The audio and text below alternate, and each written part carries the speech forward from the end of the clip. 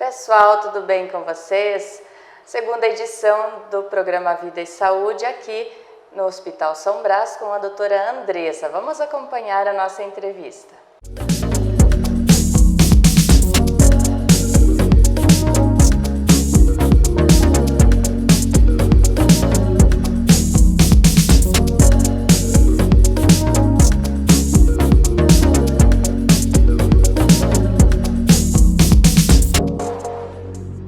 Faça a escolha certa. Escolha Influx, o domínio do inglês mais rápido. Com garantia em contrato. Isso é o contrato, assinei. Não improvise. Pensou em inglês? Pensou Influx.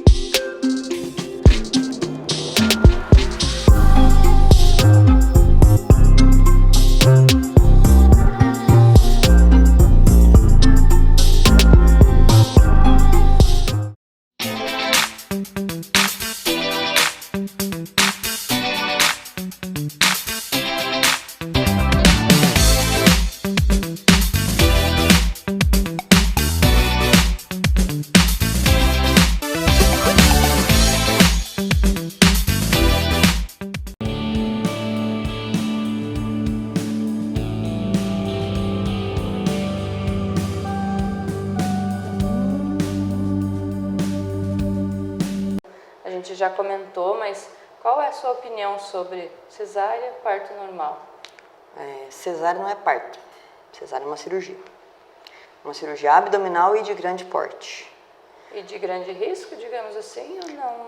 Além do risco da cirurgia em si, o risco anestésico, o risco hemorrágico e o risco infeccioso, que precisamos pôr em... Mas o parto normal sempre gera alguns pontos também, né? Com certeza. Mas o risco de infecção é menor? O parto em si, vamos considerar que a mulher nasceu preparada para parir, tem as vias próprias para isso, e a situação de não ter estrutura anatômica para parir é muito rara. De uma bacia, por exemplo, que seja pequena para conseguir ter a estrutura para ter o parto normal, a gente consegue avaliar antes do trabalho de parto, examinando essa paciente num consultório ginecológico. Mas o segredo do trabalho de parto é você acompanhar a paciente que está em trabalho de parto. E assim, doutora, a alimentação durante a gravidez dessa paciente, ela vai influenciar no parto? Por exemplo, na parte da dilatação? O que influencia isso? Influencia se a paciente ganhar muito peso durante o trabalho, durante a gestação. Muito peso é complicado, então. É complicado o excesso de ganho de peso. A gente considera que a gestante tem um aporte calórico de aproximadamente 300 calorias por dia a mais apenas do que uma paciente que não está grávida. Então, aquele mito, outro mito. Vou comer por 2, ela vai aumentar o peso por 2. Sim, e depois 300 calorias é um copo de suco de laranja. Nossa, para ver como é pouco, né? A diferença é pequena, né? Então, o ganho de 7 a 10 quilos durante a gestação é suficiente para que o bebê cresça com saúde, sem aumentar risco de hipertensão, diabetes e outras doenças durante a gestação. O fato de ter uma gestação de alto risco com hipertensão, com diabetes ou com outras doenças, é mais indicação de parto do que de cesárea. Porque você fazer uma cirurgia abdominal de grande porte numa hipertensa e diabética, é bem mais complicado, é muito né? mais complicado do que você fazer o parto. Lembrando, né, doutora, que a paciente diabética vai ter uma dificuldade maior em cicatrizar. Cicatrização. E aí é complicado numa cirurgia de grande porte, né? E a obesa, você faz a cirurgia, a barriguinha dobra em cima da cicatriz. Para cuidar dessa cicatriz debaixo daquela barriga dobrando em cima é mais difícil. Com o calor é mais difícil. A chance de fazer uma contaminação, uma infecção e abrir essa cirurgia é maior. Né? Então, vamos pensar da seguinte forma. O trabalho de parto, se o médico estiver ao lado da paciente, se a enfermagem estiver ao lado da paciente, acompanhando, ouvindo esse bebê, vendo se ele está reagindo bem às contrações, que essa é uma parte importante. Você ouvir o batimento cardíaco do bebê antes, durante e depois da contração, para saber se esse bebê tem uma reserva de oxigênio lá dentro. Sim. Então, o trabalho de parto não é fazer o parto. A parte do bebê sair ali, coroar e sair, é com ele, exatamente, é com ele mesmo. Eu costumo dizer, o pessoal da enfermagem fala, se a doutora não chegar a tempo para o parto, eu falo assim, é só não atrapalhar. Ampara, que ele sai sozinho. É natural, Agora, às né? 12 horas do acompanhamento, de ouvir aquele batimento cardíaco ali de hora em hora, é o segredo. Porque se você ouvir esse batimento estiver baixando, tem alguma coisa errada, me chama antes, não deixa para chamar para a hora do parto. Sim. É esse acompanhamento que é o segredo. Olha que interessante colocar isso para as pessoas, né? Porque o que a gente ouve muito? Eu cheguei lá na hora do parto, o médico não estava lá. Tava lá. Às vezes na hora o médico não consegue fazer muita coisa. Se é só amparar, né? O sofrimento fetal, o diagnóstico é durante. Durante. Então, eu costumo dizer para os pacientes assim, se o seu médico fala assim, vamos fazer cesárea, talvez ele não saiba conduzir um trabalho de parto. Talvez para ele seja mais seguro, ele sabe melhor a cesárea do que o segmento do trabalho de parto. É mais seguro para você ir para cesárea. Sim. Porque faz tanto tempo que ele não faz um parto, Que ele que ele já não lembra mais como dar a condução. Sim. E o parto natural também pode, ele não é tão preciso assim, né, como uma cesárea. Pode ocorrer coisas inesperadas. Aí vamos para os riscos da cesárea. Nós tivemos uma situação há pouco tempo aqui na cidade de uma paciente que estava na 5ª cesárea. Nossa. Mas ela entrou em trabalho de parto. Normal? E ela tinha uma cesárea há menos de 1 ano. E aí? E o útero dela rompeu. Nossa, aí complicou. O bebê foi a óbito. E quase nós perdemos a paciente também. Mas por que aconteceu isso? Porque ela tinha 5 cicatrizes no mesmo lugar naquele útero, sendo que a última tinha sido há menos de 1 ano e meio. Estava muito fina, muito mal cicatrizada naquele lugar ali. Então, a cesárea é um procedimento seguro. Né? Sim. Como várias cirurgias. Tem um monte de mulher que faz cesárea. 52% da população faz cesárea. Sim. Não é que não é um procedimento seguro. As pessoas precisam entender que é uma cirurgia abdominal de grande porte, mas ela não é para ser feita em todo mundo. Ela não é para ser feita repetidamente. E nós temos situações, inclusive no Código Penal, que nos proíbem como médico de fazer laqueadura. Então, essas pacientes têm que ter a consciência de que 3 cesáreas é um limite seguro. Passou disso, está colocando em risco a mãe, o bebê, e se a paciente tiver outras complicações, ela não deve ter mais filhos. Então, é muito arriscado. O intervalo seguro entre partos cirúrgicos é 2 anos e meio no mínimo. E a gente já tem uma paciente que está grávida, que a gente está acompanhando de perto. Ela tem 22 anos, ela está na 5ª gestação e o último parto dela foi há 7 meses e ela está grávida de novo de 4 meses. E esse parto de 7 meses atrás foi cesárea? São 4 cesáreas. Puxa vida. Aí é bem... Então, é uma paciente, ela é diabética infantil, diabetes tipo 1. Então, a gente sabe que é um bebê que cresce bastante por causa do diabetes, ela tem um aporte calórico grande por causa do diabetes para o bebê, por causa da glicemia alta. Então, é um bebê que a gente sabe que pode ser muito grande.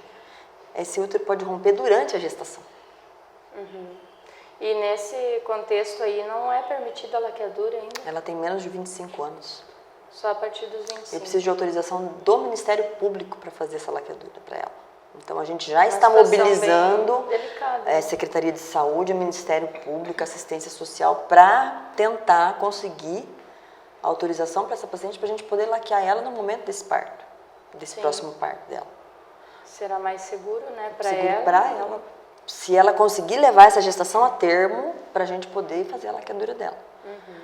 Então, não vejo a cesárea em si como um problema. Eu acho que a mulher que decidiu com quem ela vai ter filhos, no momento que ela vai ter filhos, que ela tem o direito de decidir que via ela vai ter os filhos. Sim.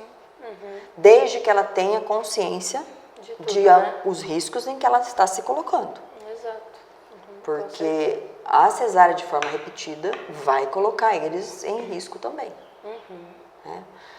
Ali entra também questões religiosas, a gente tem algumas denominações, eu não sou a favor contra nenhuma, eu respeito todas, mas a gente tem algumas que são contra a laqueadura. Sim. São contra, inclusive, métodos anticoncepcionais, usam só métodos naturais. E aí, meu limite foi pegar uma pessoa de 44 anos na 7ª cesárea. É uma cirurgia extremamente difícil, porque você abriu o mesmo lugar 7 vezes, a quantidade de aderências, a quantidade de dificuldade, o risco de você fazer lesão de bexiga, fazer lesão de intestino, fazer lesão de ovário, É grande. fazer lesão de ureter ali por causa das aderências é muito grande. Então, E em tantas complicado. cesáreas é inevitável ocorrer aderências? depende muito da genética do paciente. Da mesma forma que tem gente que faz cicatriz queloide por excesso de cicatrização, Sim. o excesso de cicatrização provoca excesso de aderência. Tem gente que tem aquela pele fininha que não fica nenhuma marca da cicatriz. Né? Dentro é a mesma coisa. Então a cicatrização é mais por situação genética de produção de colágeno do que por excesso de cirurgias. E doutora, falando aí em métodos anticoncepcionais, qual o risco de a mulher usar um anticoncepcional sem consulta, sem exame prévio, sem... A chance de você ter uma complicação usando uma pílula sintética, um hormônio sintético, sem indicação médica é 1 para 1.200 mulheres no ano. 1 para 5.000 ciclos. Então ela é baixa. É muito baixo. Quem vai fazer, por exemplo, uma trombose por causa de pílula, você vê um caso em 2 milhões de pessoas usando, estatisticamente falando, não é insignificante. Mas acontece. Sim. É igual às complicações da vacinação. Uma criança em 5 milhões vacinadas, estatisticamente, é insignificante. Você vai deixar de vacinar teu filho por causa de uma complicação em 5 milhões? Sim. Considerando as complicações que dão a doença levar para a UTI, mas quando acontecem, elas são muito assustadoras. Então, eu não vejo complicações pelo uso da pílula sintética sem indicação. Eu vejo complicações, por exemplo, de ciclos desregulados. Eu vou para a praia semana que vem, vou estar menstruada. Vai lá, compra uma pílula e começa a tomar para não sangrar. Aí faz hemorragia na praia. Ao invés de só menstruar, faz hemorragia. Aí volta na outra semana no consultório desesperada, porque não sabe o que fazer com a hemorragia, que eu tô ruim. Tá anêmica, descompensado com dor, sem saber o que fazer. Porque desregulou todo Porque o desregulou ciclo, né? todo o ciclo, nunca tinha usado uma pílula na vida. Eu fui para um casamento e não queria menstruar dessa forma. Dá para fazer isso? Dá para fazer isso, mas com 30 dias de antecedência para programar o organismo de alguma forma para trocar essa data de sangramento. Então, a pílula ainda é um método mais usado e, se usado de forma segura, protege 99,98% de uma gravidez indesejada. Mas precisa ser utilizado de forma bem orientada, pelo menos. Bem orientada, Nós exato. ainda temos bons farmacêuticos e bons balconistas de farmácias que orientam de forma adequada. Muito bem. Ela não protege da gravidez do primeiro ciclo. Ela vai proteger a partir do segundo. Importante colocar isso também. Né? Aí você começa a usar, porque vai sair semana que vem com o teu primeiro namorado e acha que tá tudo ok e engravida. Essa de 10 anos que eu fiz o parto foi esse tipo de situação. Então, Bem complicada essa questão, né? e a gente tem disponível no Brasil 7 tipos diferentes de hormônio. E a progesterona diferente na pílula, cada uma tem uma indicação diferente. Uma tem efeito diurético, a outra tem efeito analgésico, a outra tem efeito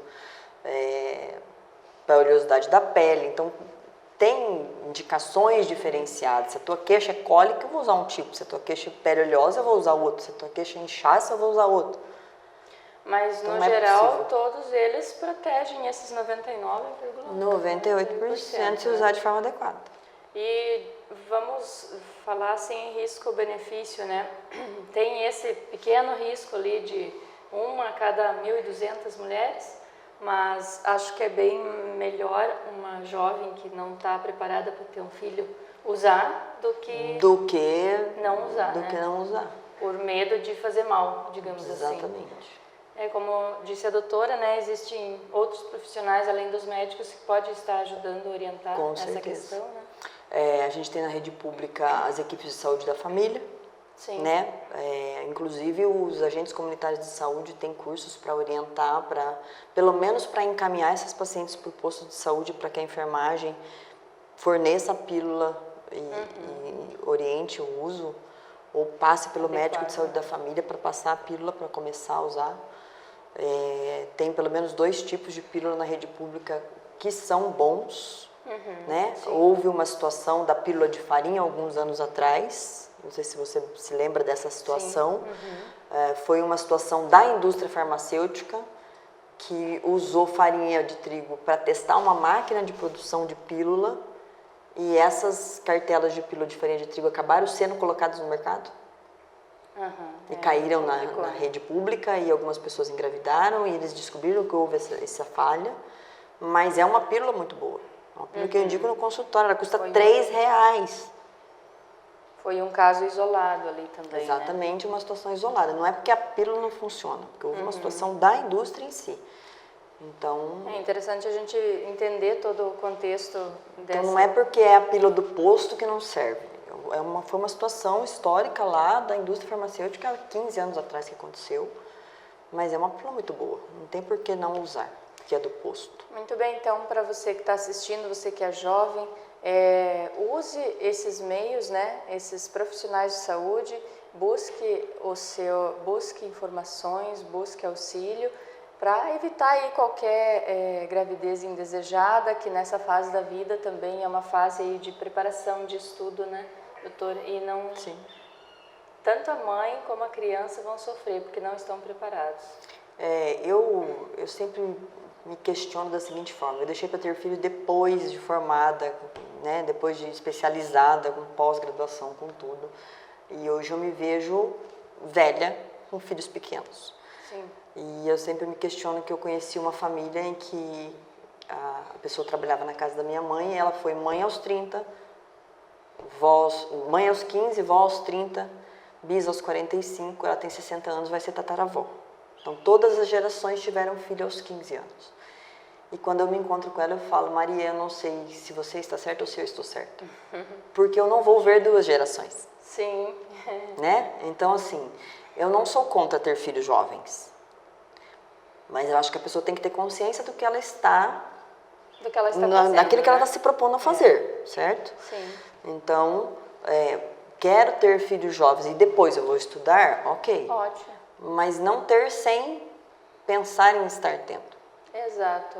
Como eu comentei, né, é uma coisa ali inesperada. Inesperada e não preparada, não desejada, sem uma família formada, sem uma estruturação.